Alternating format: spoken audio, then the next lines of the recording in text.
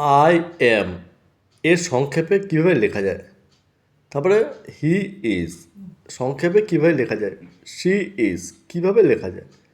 It is কীভাবে লেখা যায়? হু ইজ কীভাবে লেখা যায়? হোয়াট ইজ তারপরে দ্যাট ইজ।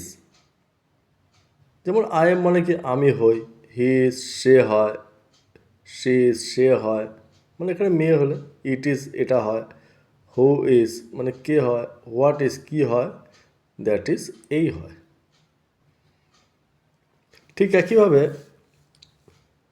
হেয়ার ইজ কীভাবে লেখা যায় শর্টকাটে? হোয়ার ইজ কীভাবে লেখা যায়? উই আর কীভাবে লেখা যায়? ইউ আর কীভাবে লেখা যায়? দে আর কীভাবে লেখা যায়?